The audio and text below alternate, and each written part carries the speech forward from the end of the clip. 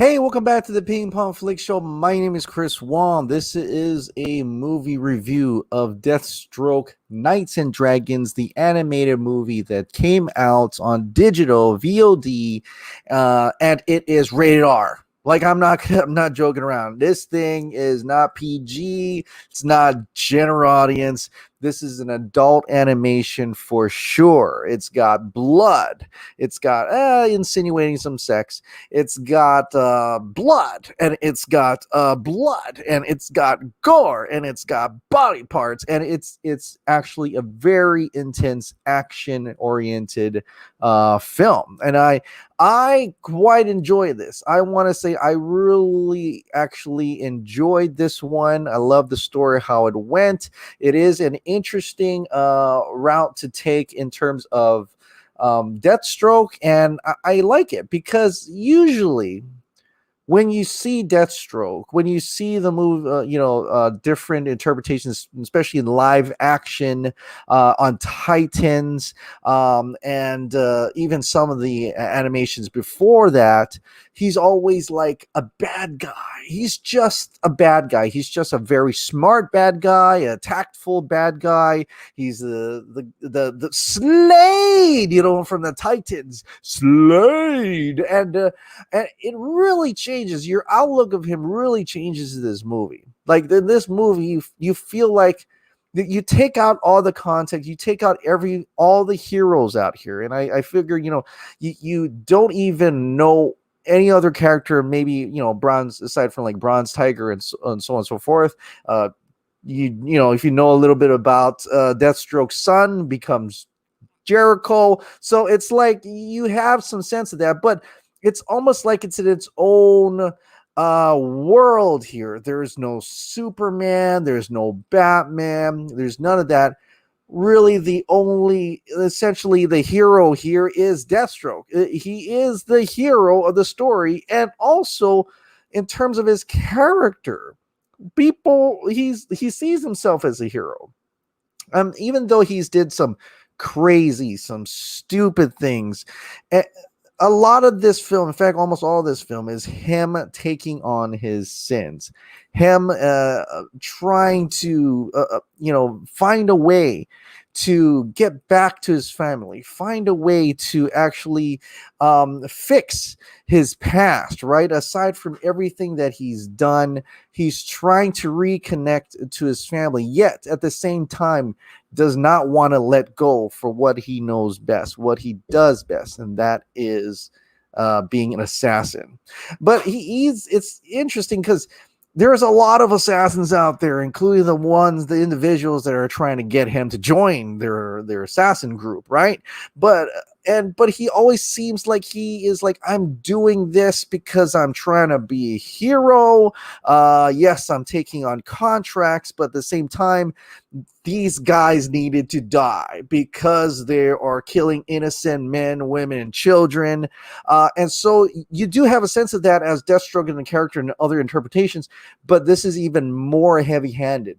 It's more heavy-handed to the point that you're like, this guy's a hero. You already behind him, whether or not you were behind him because he was a cool character, because he looked cool, because he looked like Deadpool, for people who didn't know, or those facts. But when you watch this right from the beginning, after you see that cool, just an awesome bloody battle, and then you see him talking to his wife and kid, you're already entertained to the point that, dude, this is my knight too. He's my hero. Yeah, he does some shady things. Yeah, he had an affair and stuff like that. But for the most part, he's a good dude, right? He's a good dude. And you forget that he's essentially the villain in other animated movies. Essentially the villain from other animated series. Essentially the ultimate villain for the Titans. You just, like, at least I did, forgot about all that,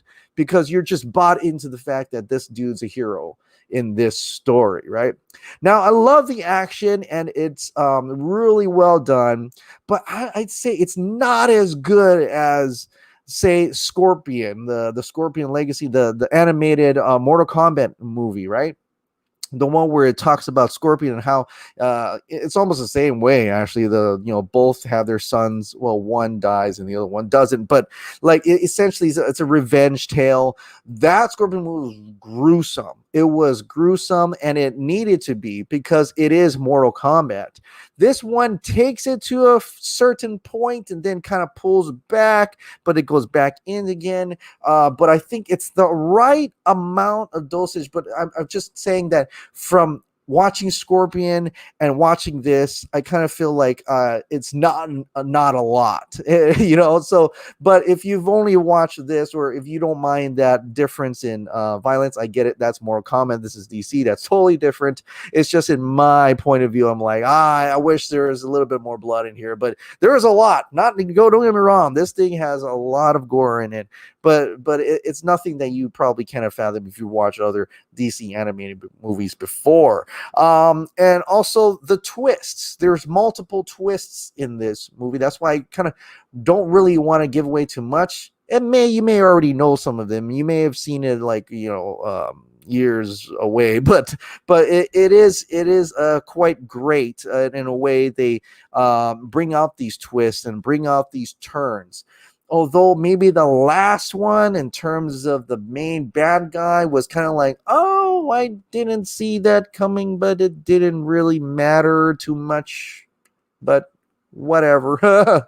So and having it go through all that, I kind of left with intriguing feeling for the ending. How it's like, well, did it really come together well? Did it really pull it together in a way that he's learned something about this whole adventure?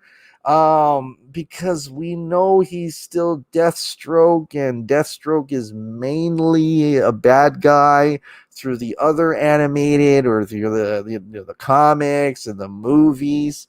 So I'm really, it's an interesting take. Don't get me wrong. And it does serve a purpose for you to know a little bit more about his character. And to the point that, like I said from the beginning, you really don't think he's a bad guy right from the start. And you're pretty much rooting for him all the way to past to the credits and all. So it's going to be a interesting issue for me when you revisit this character within other mediums, not necessarily the comics, but like the movies or the animated or the TV, like Titans.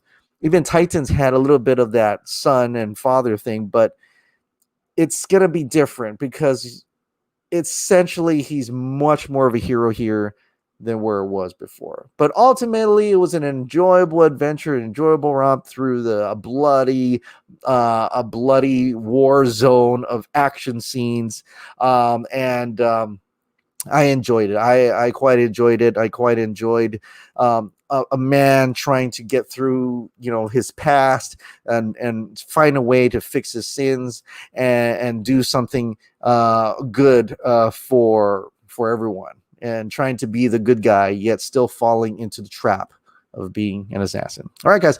Well, thank you so much for watching. Thank you so much for subscribing. If you like this movie reviews, if you like my daily or weekly updates of these movie reviews, please hit the like button, subscribe, hit the notification bell. It keeps that hot dog lighted up. Thank you so much, and I'll see you next time. Bye.